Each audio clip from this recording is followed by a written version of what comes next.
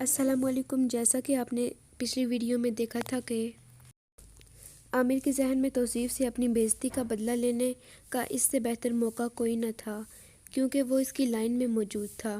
اس نے توصیف کے سوالات دیکھے، 3 سوالات صحیح اور 1 غلط ہوا۔ بیٹا، تمہاری ریاضی بہت کمزور ہے، کیا تم گھر جا کر ریاضی کی مشق نہیں کرتے؟ نہیں ماسٹر صاحب، میں تو روزانہ کام کرتا ہوں۔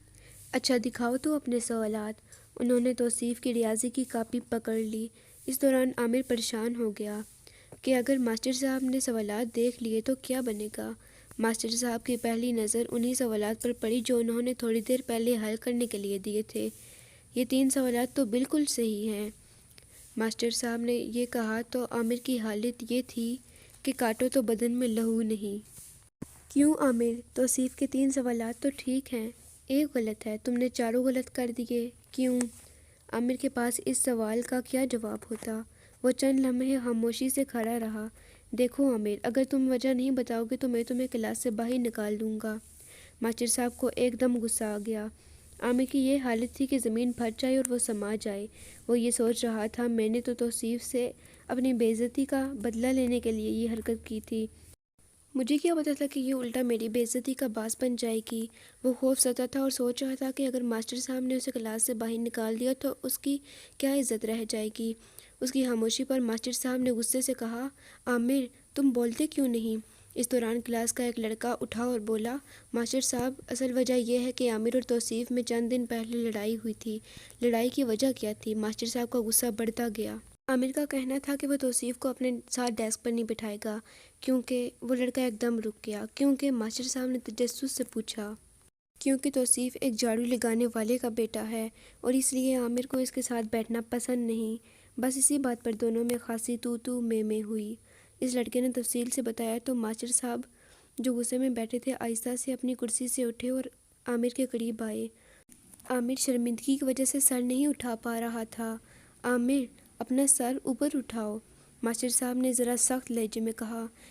چند لمحے خاموشی میں گزرے، پھر وہ عامر سے سخت لہجے میں مخاطب ہوئے، عامر بیٹا، تمہارے گھر میں تمہاری والدہ اور بہنیں بھی تو جھاڑو لگاتی ہوں گی، تم ان کے ساتھ کیوں رہتے ہو؟ تمہاری حیثیت اور معیار تو بہت اعلیٰ ہے۔ ماسٹر صاحب کے لب و لہجے میں گہرا طنز چھپا تھا جو عامر کو شرمندہ کیے جا رہا تھا۔ تمہارے ابو کی سینٹری کی بہت بڑی دکان ہے، آج انہوں نے دکان صاف کرنے کے لیے نوکر رکھ لیے ہوں گے، کل تک جب انہوں نے ملازم نہیں رکھے ہوں گے تو جھاڑو سے دکان کی صفائی کون کرتا ہوگا؟ اسی دوران ماسٹر صاحب نے اپنے ہاتھ سے کامران کا چہرہ اٹھایا تو وہ رو رہا تھا۔ بیٹا، اپنے ہاتھ سے کام کرنے والا تو اللہ تعالیٰ کا دوست ہوتا ہے، اور جو اللہ کا دوست ہوتا ہے کیا اس کی حیثیت پر شک کیا جا سکتا ہے؟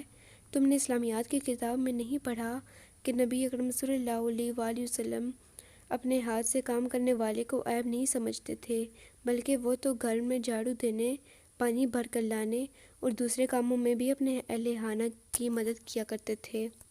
ماسٹر صاحب کے لہجے میں عامر کے لیے اپنائیت تھی اور عامر کے آنسو اس کی شرمندگی کی گواہی دے رہے تھے۔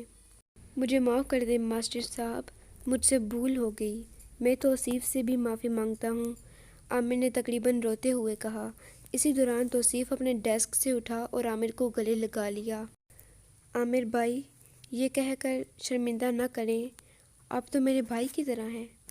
ماسٹر صاحب اور ساری کلاس کے چہرے خوشی سے دمک رہے تھے کہ 2 دوستوں کے دل صاف ہو گئے۔ میرے چینل کو لائک اور سبسکرائب ضرور کیجیے گا اور مجھے کمنٹ باکس میں ضرور بتائیے گا کہ آپ کو ہماری سٹوری کیسی لگی۔ شکریہ۔